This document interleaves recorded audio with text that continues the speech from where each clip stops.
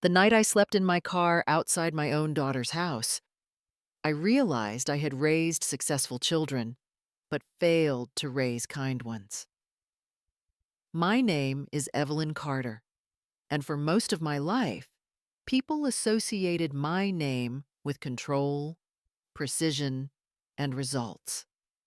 I built a logistics and supply consulting firm in Portland, Oregon from nothing, starting with a folding desk, a borrowed laptop, and a promise I made to myself after my husband died suddenly 12 years ago. Everyone told me the company would collapse without him. Clients quietly prepared to leave. Competitors waited like vultures. I did not grieve the way people expected. I worked. I worked until my hands shook and my voice went hoarse from negotiations. I worked because 3 children were watching me, and I needed them to believe that stability was still possible. For 3 decades, my company grew steadily. Not flashy, not famous, but dependable. I solved problems other firms could not. I kept factories moving and contracts alive. By the time I turned 60, I was financially secure in a way my younger self could not have imagined. Houses were paid for, accounts were healthy, doors opened when I knocked, and every single thing I built, every long night and personal sacrifice, I told myself it was for my children. Lauren, my oldest, lived in a beautiful home outside Lake Oswego. She moved comfortably in circles where appearances mattered more than truth. Victor, my middle child, wore tailored suits and spoke in measured tones that made people trust him instantly. He advised surgeons and executives, people who never asked about his family, only his credentials. And then there was Noah, my youngest. Noah chose to work as a public school counselor. He lived simply, earned modestly, and never once asked me for help unless it was advice. The family never said it out loud, but I felt the quiet disappointment surrounding his choices, including my own. I paid for everything: educations, down payments, emergency rescues. I told myself that was love. If a problem arose, I solved it with money. If someone struggled, I removed the struggle instead of letting them feel it. Over time, I became something dangerous without realizing it. I became indispensable, and that allowed everyone to stop seeing me as a person. The realization came quietly. On an ordinary Tuesday, I received 3 calls. Lauren needed money to secure a business opportunity. Victor wanted a short-term loan to smooth a professional transition. Both spoke quickly, efficiently, as if reading from internal scripts. Later that evening, Noah called. He did not ask for anything. He asked if I was sleeping well. He told me about a student who finally spoke in class after weeks of silence. He asked if I had eaten dinner. I sat alone in my office long after the city lights came on, staring at a skyline I no longer felt connected to. I reviewed years of financial transfers to my children. The numbers were staggering. What unsettled me was not the money, but the pattern. 2 children who reached for me when they needed something. One who reached for me because I was his mother. That night, something inside me broke open. I saw a future where my health failed, my resources disappeared, and my children stood at a distance, unsure what to do with a version of me that no longer provided solutions. I realized I did not know who they were without the safety net I had woven beneath them. So I made a decision that terrified me. I would disappear.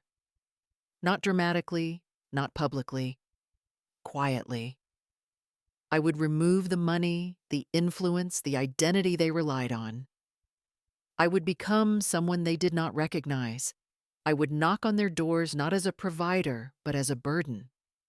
I told myself it was a test, but deep down, it was something else. It was the last question a mother asks when she is afraid the answer will hurt more than the uncertainty. I did not tell anyone what I was about to do. Not my assistant, not my children, not even the people who thought they knew me best.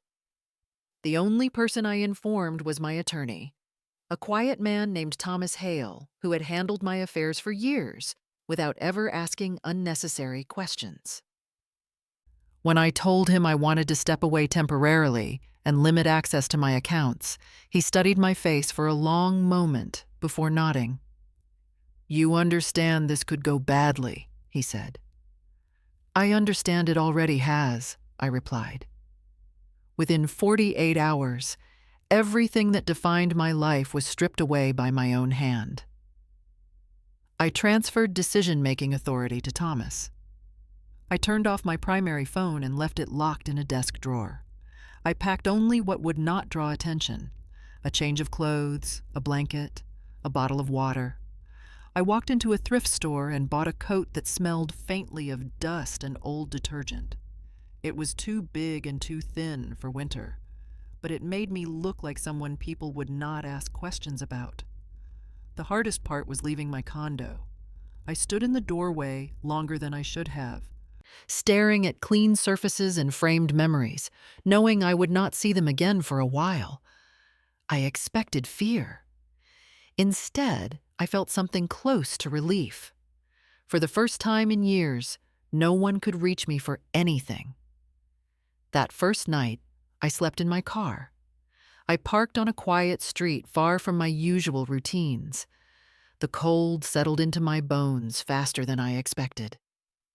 I woke every hour, convinced someone was watching me.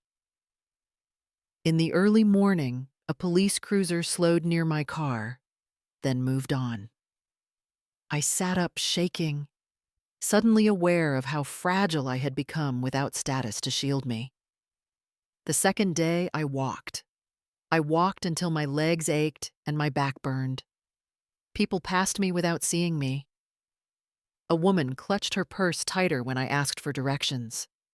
A man avoided eye contact entirely. I ate a cheap sandwich standing up because sitting down felt like admitting defeat.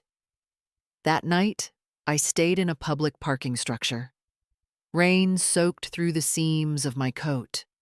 I wrapped myself in the blanket and watched headlights sweep across concrete walls.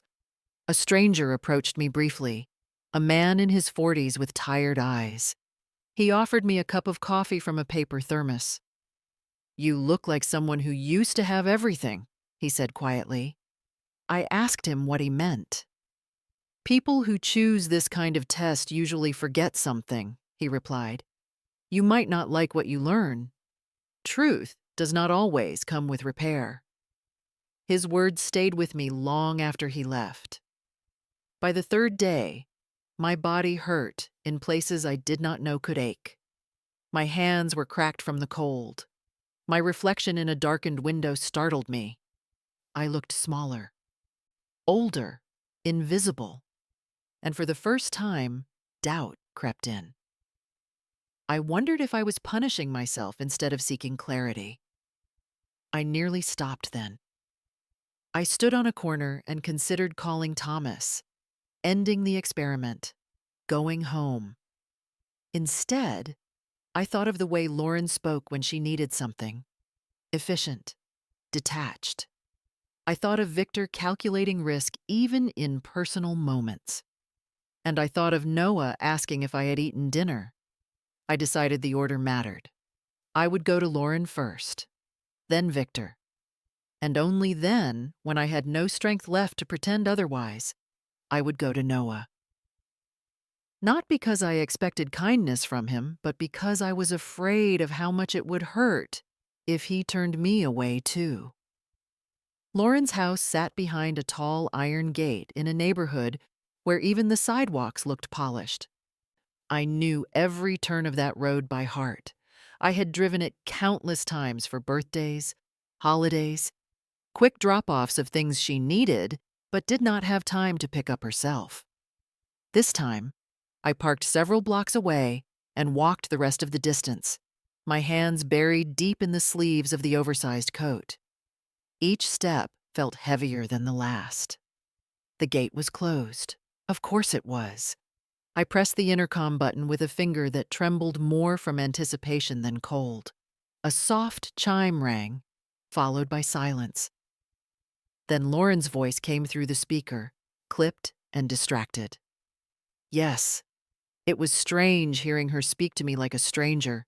No warmth, no recognition, just impatience. "Lauren," I said, "it's me, your mother." There was a pause, long enough for hope to flare and then begin to die. The gate buzzed and opened just wide enough for a person to slip through. I pushed it gently and walked up the long stone path I had helped pay for years ago. When the front door opened, Lauren did not step outside. She stood in the doorway, one hand braced against the frame, as if blocking an intrusion. She looked flawless. Hair styled, sweater perfectly pressed. Everything about her announced comfort and control. Her eyes traveled over me slowly, from my shoes to my coat, and settled somewhere near my shoulder, avoiding my face. "What are you doing here, Mom?" she asked, lowering her voice. I told her the story I had practiced. I said I had lost everything, that the business had collapsed, that I had nowhere to go, that I just needed a place to sleep for a night or two until I could figure things out. She did not interrupt me. She did not comfort me. She glanced over her shoulder once toward the interior of the house, then back past me toward the street. I recognized that look immediately. It was the look of someone calculating exposure. "This is really not a good time," she said finally. "We have people coming over later." I nodded and said I understood. I told her I could sleep anywhere. The couch, the garage. I would leave early. No one would even know I was there. Her expression tightened. "Mom, you cannot stay here. People talk. You know how this neighborhood is, and honestly, this kind of stress is not good for you or for us." Us. The word landed hard. She shifted her weight and folded her arms as if creating a barrier. I saw irritation flicker across her face, quickly masked by something that resembled concern. "There are resources for situations like this," she continued. "Shelters, organizations. I can help you find a number to call." I asked her to look at me. She did not. I reminded her of things I had never once used as leverage before. The tuition, the down payment, the nights I stayed awake waiting for her to get home safely when she was younger, the vacations, the safety I tried to give her. Her eyes hardened. "That was your choice," she said quietly. "You always did things your way. You cannot expect me to rearrange my life because you made a mistake." A mistake. That was what my desperation had become. I felt something shift inside my chest, a small, tearing sensation I could not name. I asked her again. "Just one night." She shook her head. "I am sorry, Mom. I really am. But this cannot become a situation." The door closed slowly, deliberately. The lock clicked into place. So I stood there longer than I should have, staring at the wood grain I had admired once when the house was new. When I finally turned away, I did not feel anger. I felt grief. Not for the comfort I had lost, but for the daughter I realized I no longer knew. Victor's house was nothing like Lauren's. Where her home announced elegance and belonging, his projected distance and efficiency. Glass, steel, sharp lines. It looked less like a place to live and more like a statement meant to be admired from the outside.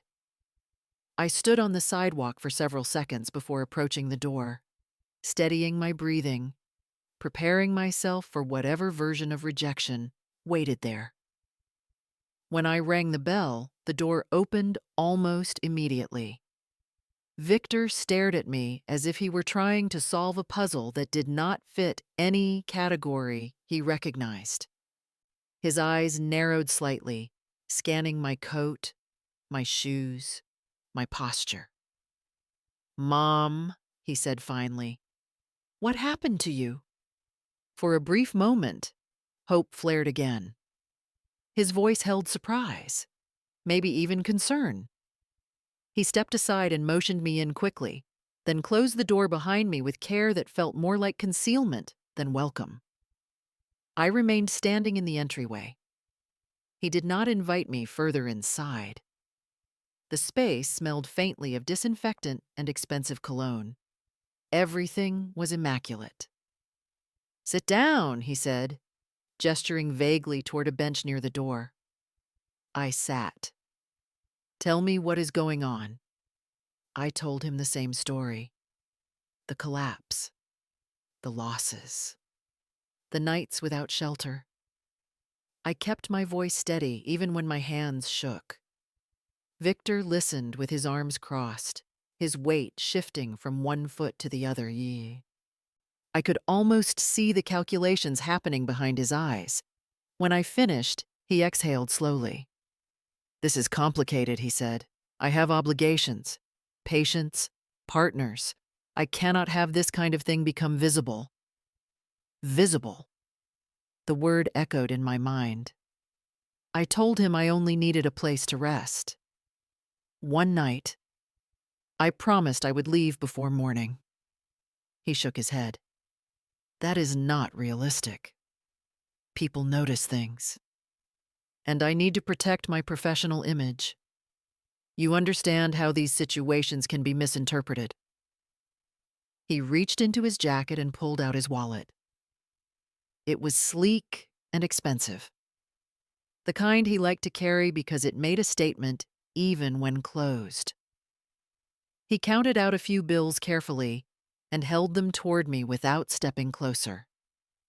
"Take this. Go somewhere warm. Get cleaned up.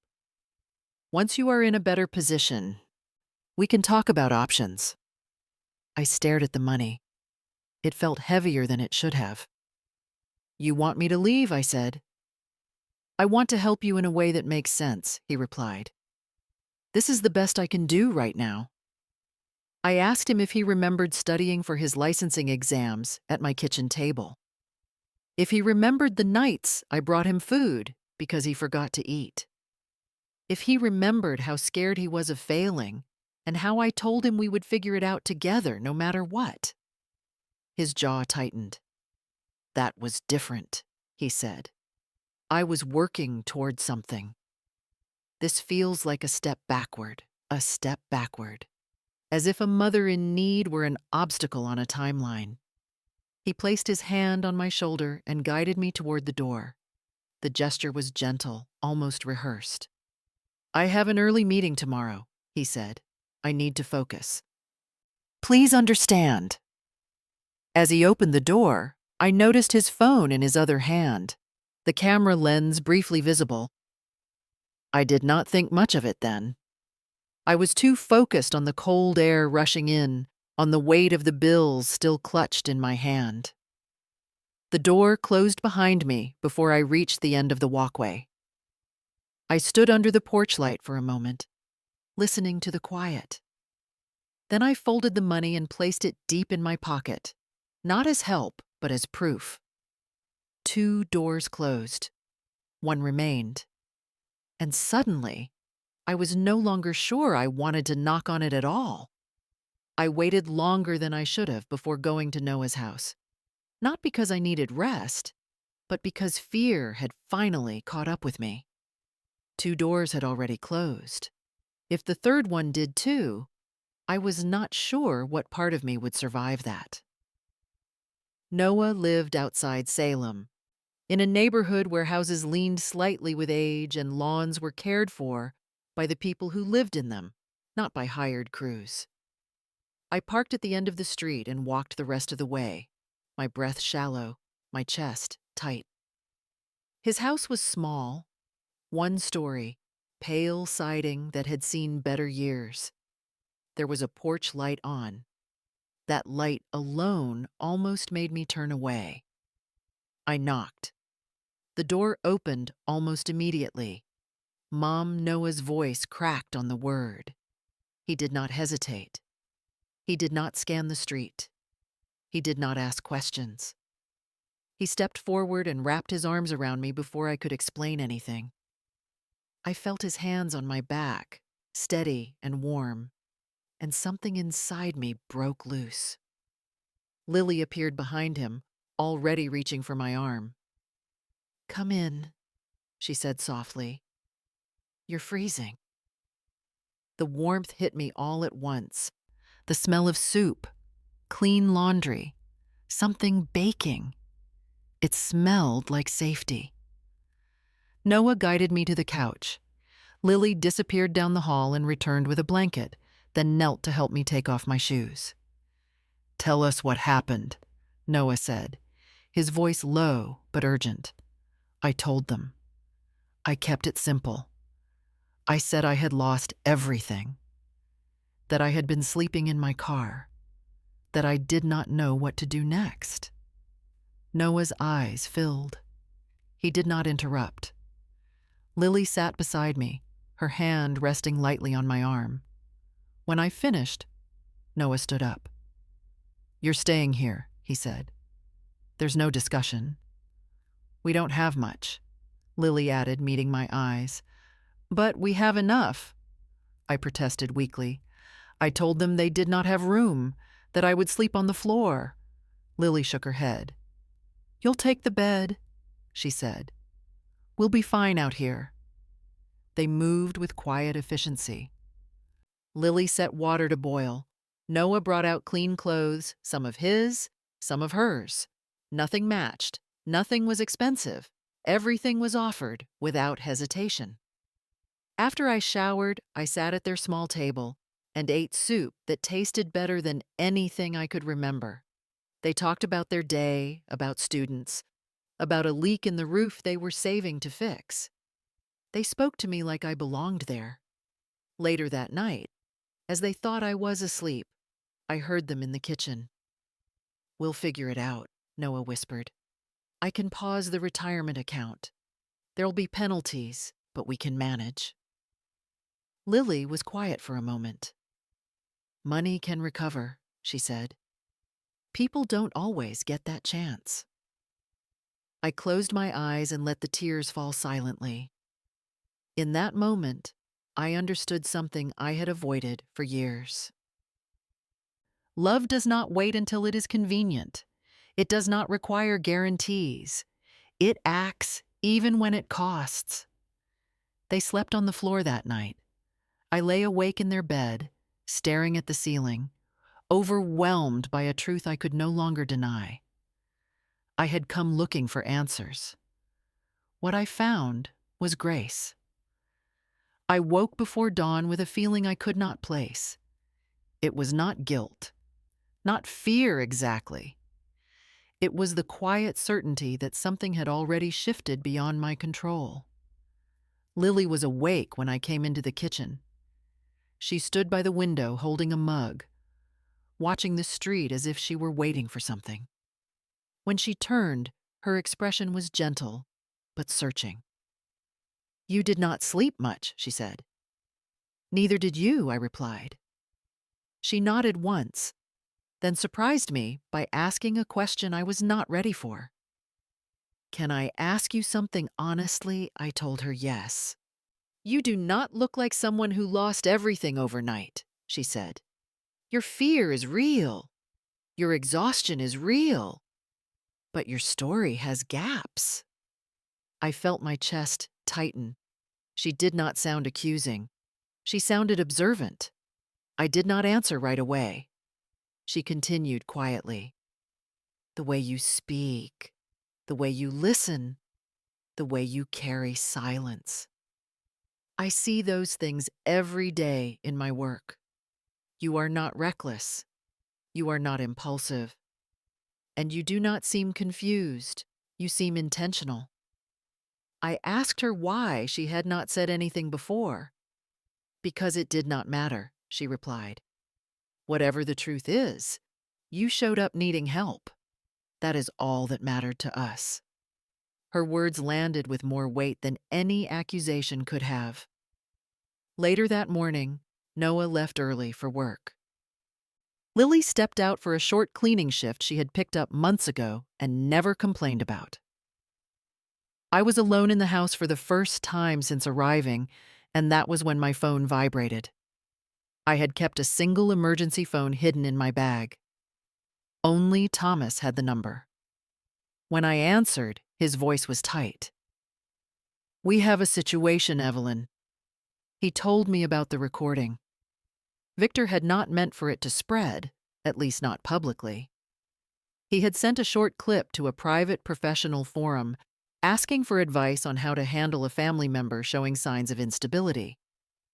My face was partially visible, my voice unmistakable. The tone of the discussion quickly turned cruel. Within hours, the clip left the forum. By the time Thomas called me, it had been shared dozens of times in local circles. People speculated. Some mocked. Others questioned my competence. A few recognized me.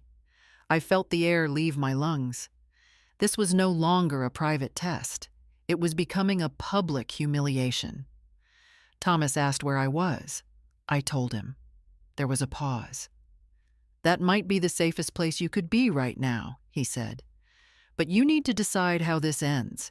If you wait, the narrative will be written without you." I hung up and sat in silence.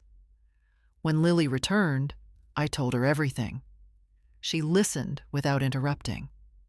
When I finished, she did not look shocked. She looked sad. "He was protecting himself," she said. "That does not excuse it, but it explains it." I asked her if she was angry. "At him, yes," she said. "At you, no. You were testing love because you were afraid you would not find it. That fear does not make you cruel. It makes you human." She took a breath. "But you cannot hide anymore." I nodded. The test had revealed more than I planned. It had exposed not just my children, but the way power distorts compassion when left unchecked. And now the truth had to come out before the lie swallowed me whole. I called Thomas back. "It is time," I said. "Bring everything." But not to punish, to confront. As I ended the call, Lily placed her hand over mine. "Whatever happens next," she said, "you are not alone." For the first time since this began, I believed it. And somewhere deep inside, I knew the real reckoning had only just begun. They arrived separately, exactly as I expected.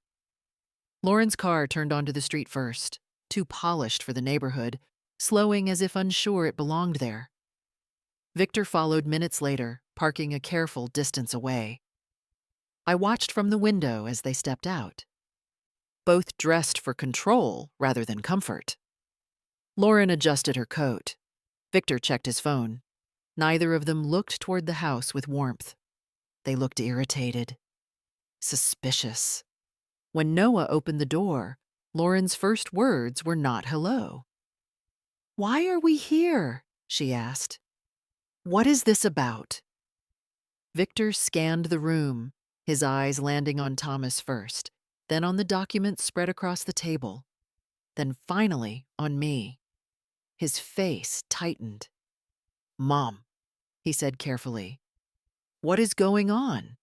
I did not invite them to sit. I stood instead, wearing Lily's sweater, my hair still unstyled, my hands steady in a way they had not been days earlier. "I knocked on both of your doors 3 nights ago," I said. "I told you I had lost everything. I asked for shelter." Lauren opened her mouth immediately. "I did not know it was really you," she said quickly. You looked unstable. Anyone would have been cautious." Victor did not speak. His jaw was rigid. His eyes avoided mine. "You knew it was me," I said to him. "You just decided I was inconvenient." Thomas stepped forward then, his voice calm and precise. "For clarity," he said, "Evelyn Carter did not lose her business. Her assets were never at risk. This was a controlled absence, a test of response under perceived loss." Lauren's face drained of color. "A test," she repeated. "You tested us," I corrected her. "I tested whether you would see me as your mother without the protection of money." Silence filled the room. Victor spoke next, his tone defensive. "This is manipulative. You put us in an impossible position." "No," I said. "I put you in an honest one." Thomas placed a tablet on the table and tapped the screen. The video played silently. A short clip. Me standing in Victor's entryway, his voice calm, distant. The phone clearly visible in his hand. Lauren turned toward him. "You recorded her." Victor looked away. "I needed documentation," he said, "in case it escalated. In case your mother became a liability," Lily said quietly. That was the moment something shifted. Lily stepped forward, not angry, not loud. "I knew something was off when she arrived," she said. "I suspected the truth before anyone told me. But we opened the door anyway. Because needing help should never require proof of worth." Lauren stared at her, searching for words that would restore balance, control, advantage. She found none. Noah spoke then, his voice shaking but steady. "I spent years thinking I was the disappointment, the one who did not live up to the family standard. But when Mom showed up scared and cold, the only standard that mattered was whether we loved her enough to act." Lauren's eyes filled with tears. "I was scared," she said. "I did not want people to see her like that." "That is exactly the problem," I replied. "You were protecting your image, not your mother." Thomas cleared his throat. "Evelyn initially intended to revise her estate documents today," he said, "to remove Lauren and Victor entirely." Lauren gasped. Victor finally looked up, fear breaking through his composure. "But she has chosen a different course," Thomas continued. "The inheritance is frozen. Conditional." "Conditional how?" Victor asked. "Accountability," I said. "Therapy. Service. Time. Real effort. Not apologies spoken under threat of loss." Lauren nodded frantically. "We will do it. All of it." I looked at her for a long moment. "Change is not proven in moments like this," I said. "It is proven in the quiet months after, when no one is watching." I turned to Noah and Lily. "What you gave me was not shelter," I said. "It was dignity, and that is something I intend to honor now." Thomas handed Noah a folder. Inside were documents outlining a new initiative, a community program funded by my firm, focused on transitional support and counseling services. Noah and Lily were listed as co-directors. "Not money for comfort," I said. "Resources for purpose." Noah stared at the papers, overwhelmed. "You do not owe us this," Lily said softly. "I know," I replied. "That is why I am giving it." Lauren and Victor stood frozen, watching as something shifted that money could not immediately reclaim. The reckoning was not loud. It was final. The house felt different after they left, not quieter, lighter.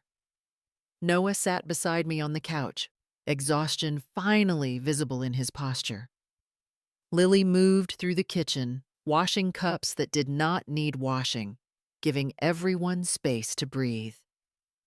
Outside, the street returned to its normal rhythm, unaware that something fundamental had shifted inside those walls. I stayed one more night, not because I needed shelter anymore, but because I needed to remember what it felt like to belong without conditions. The next morning, as sunlight filtered through the thin curtains, I realized the test had never truly been about my children. It had been about me, about the values I rewarded, the silences I allowed, the way I equated success with comfort and confused generosity with love. Lauren and Victor did not become who they were by accident. They became that way because I taught them that money fixed everything, that appearances mattered, that discomfort should always be avoided. They learned the lesson perfectly. Noah learned something else, not because I taught it better, but because he chose to listen to a different voice, a quieter one, the kind that speaks when no one is watching. And Lily became the mirror I did not know I needed.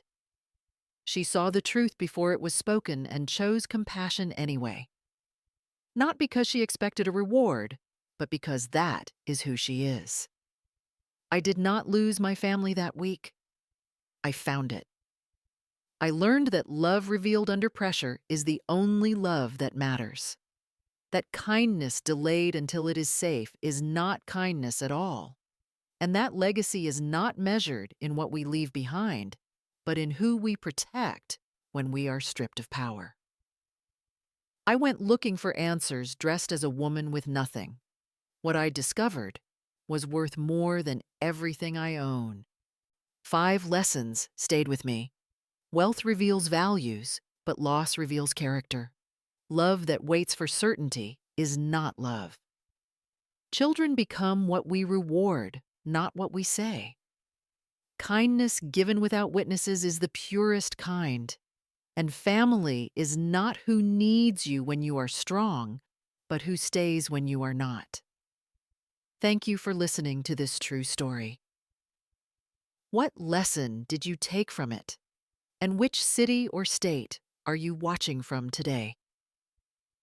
If this story moved you, please like the video, share it with someone who needs to hear it, and leave your thoughts in the comments.